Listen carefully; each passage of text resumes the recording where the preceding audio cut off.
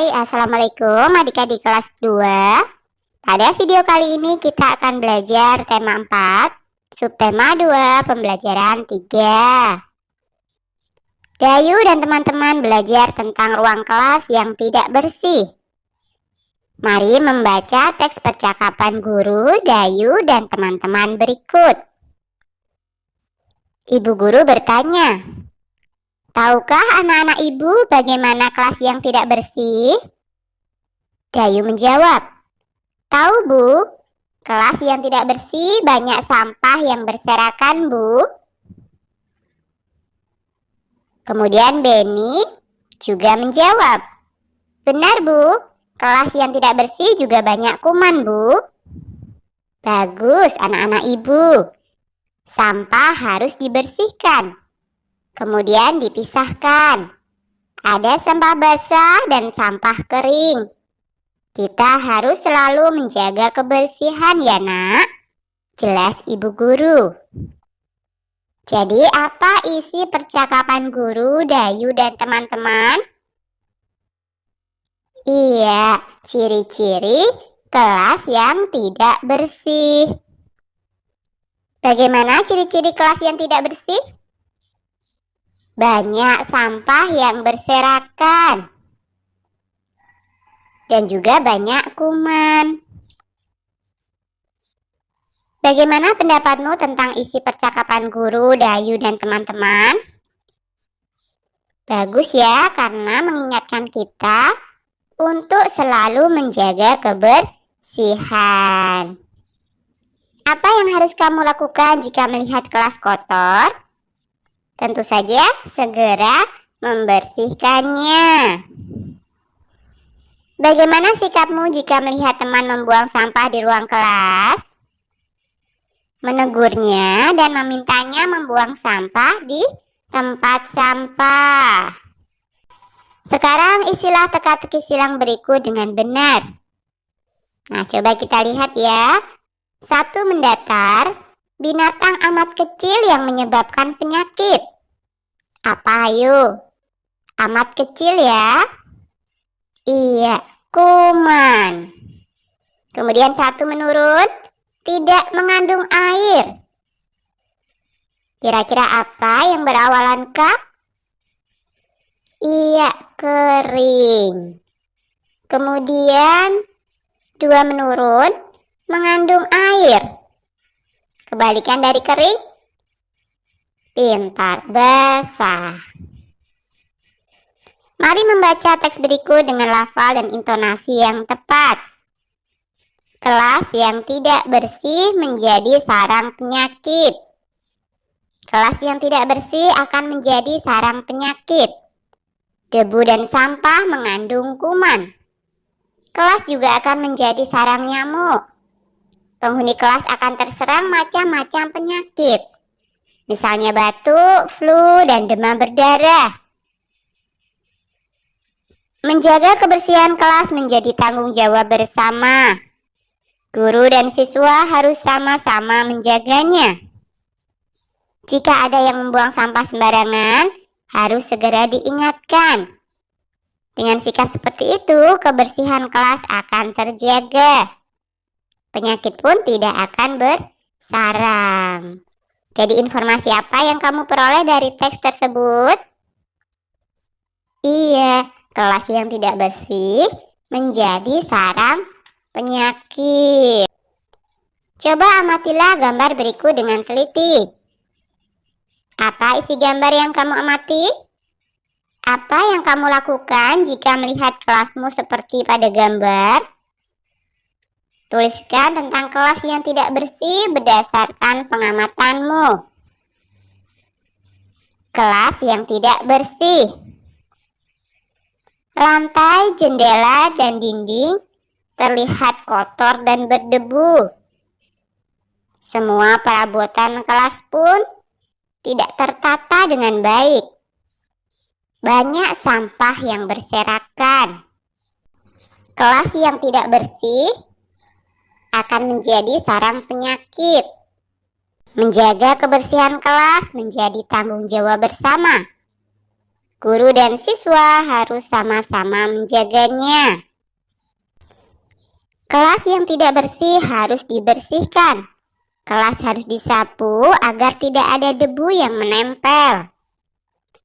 Gerakan menyapu dapat membentuk gerakan tari. Masih ingatkah kamu gerakan menyapu lantai dalam bentuk tari? Amati kembali gambar berikut dengan teliti. Nah, sebelumnya kamu sudah melakukan gerakan menyapu lantai dalam bentuk tari diiringi alat musik. Sekarang lakukan gerakan menyapu lantai dalam bentuk tari dengan hitungan. Misalnya saja 2 kali 8 selang-seling dengan arah yang berbeda. Jika sudah bisa, iringi kembali dengan alat musik. Misalnya saja gendang, rebana, tamborin, atau tifa. Jika alat musik di atas tidak ada, dapat digunakan benda-benda di sekitar kelasmu. Misalnya saja botol plastik bekas. Amati gambar berikut dengan teliti. Nah, coba amati kembali gambar alat musik tifa. Permukaan dinding tifa membentuk pola bangun datar. Ada yang berbentuk segitiga dan ada yang berbentuk segi empat. Segitiga dan segi empat merupakan contoh bangun datar. Tahukah kamu contoh bangun datar yang lain? Coba amati gambar di bawah dengan teliti. Nah, bangun datar yang pertama ini adalah segi 5. Berapa banyak sisi, sudut, dan titik sudut bangun datar tersebut? Kita hitung ya. Sisinya ada 1, 2, 3, 4, 5. Banyak sisinya ada 5. Kemudian sudutnya 1, 2, 3, 4, dan 5. Sudutnya ada 5. Kemudian titik sudutnya 1, 2, 3, 4, 5. Berarti titik sudutnya juga ada 5. Itulah kenapa dinamakan segi 5. Sekarang coba bangun datar yang kedua. Ini adalah segi 6. Banyak sisinya ada berapa ya? Kita hitung ya. 1, 2, 3, 4, 5, 6. Berarti segi 6 mempunyai 6 sisi. Kemudian banyak sudutnya. 1, 2, 3, 4, 5, dan 6. Banyak sudutnya ada 6. Kemudian banyak titik sudutnya. Kita hitung lagi. 1, 2, 3, 4, 5, dan 6. Berarti titik sudut dari segi 6 juga ada 6. Tentukanlah bangun datar yang sesuai dengan banyak sisi, sudut, dan titik sudut berikut. Nah, kita ketemu lagi sama gajah.